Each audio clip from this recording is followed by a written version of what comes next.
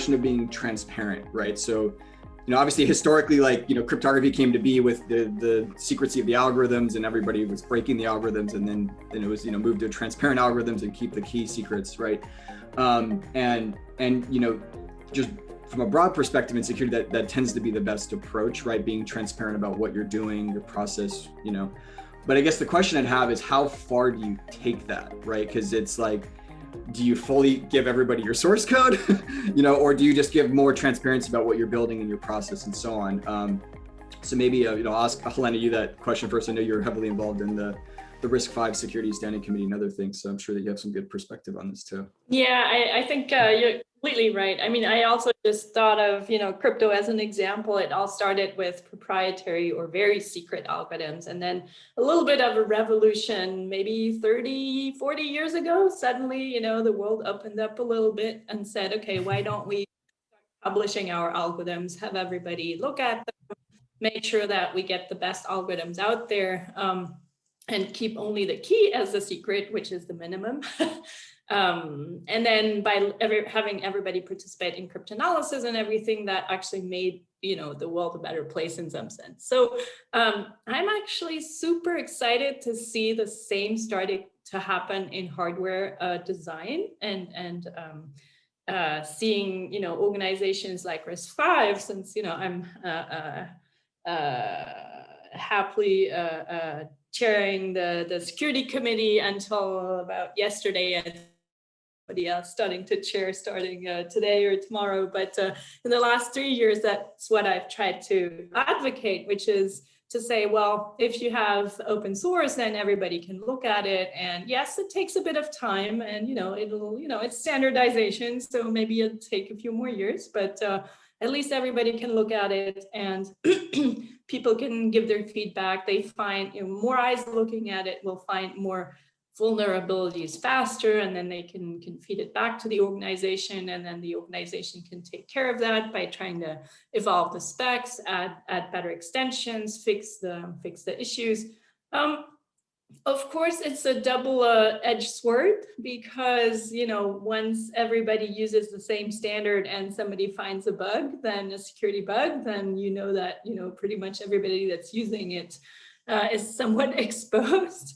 But that's, I think, a little risk that people can take, and over the long term, we will have many more benefits from doing open source, publishing everything we do and showing everything in the open, so that everybody can check for themselves, and can also make sure that because they have perhaps different threat models, that some things are important for them, some other things maybe less.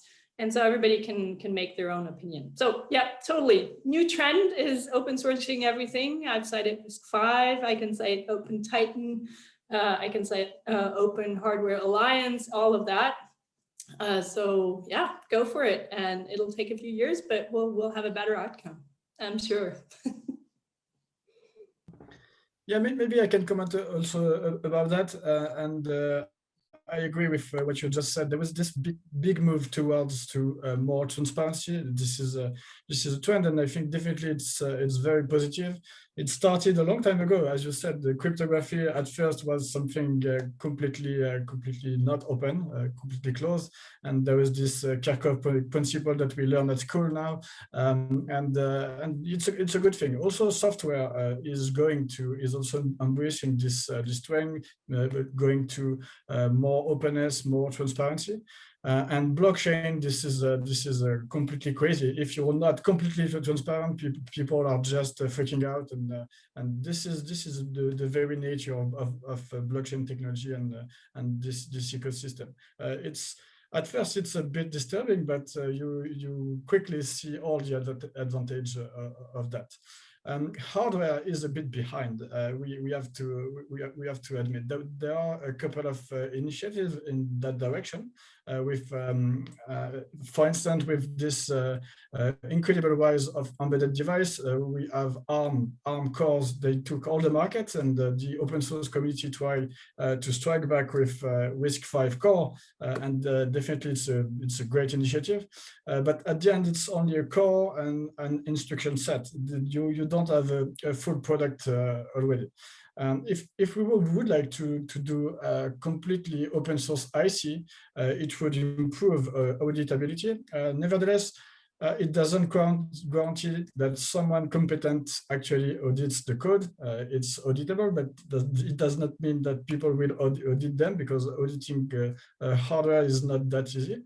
And also there is a very big difference with open source software. With open source software, I can go on GitHub, I download the code, and I audit it and run it, and I know that the code which is running on my computer is the one I audited, and I'm happy with that.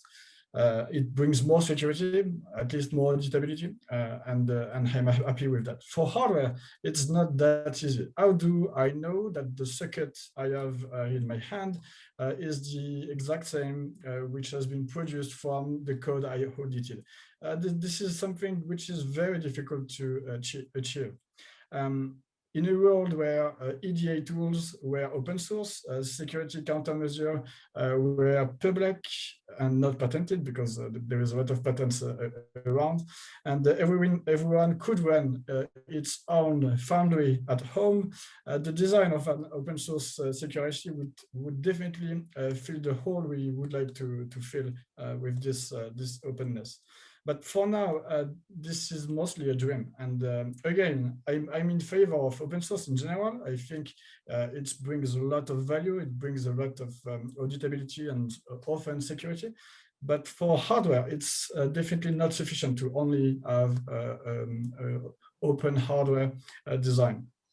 And yeah, it would bring, as it is now, it would bring very little in terms of security, while it prevents you from using secure elements. Secure elements are not open source, and even when you run code on them, you cannot open source your code. This is a big limitation, but you can benefit of all this security from this closed world. For me, I'm a bit in a difficult situation where I would like this secure element to be open source, more open, and so on, but I prefer to have security, and I cannot have both. I'm a bit disappointed by that. See, I think I was slightly, I think I agree mostly with both of you, but there's slightly a caveat to that, right? So I think what the hardware industry I think really needs, at least initially, is, at least on the semiconductor side, is kind of references to actually build secure foundations, right? So I really like the Open Tight initiative, because it's like, here's an architecture, here's how you talk about a root of trust, here's how you talk about, secure boot and management of all your design assets and these types of things, that kind of a more of a transparent way. So I think that initiative of being open, of like, here's what you should do, here's what is secure, what is not, here's a good practice and here's what's not, is really important.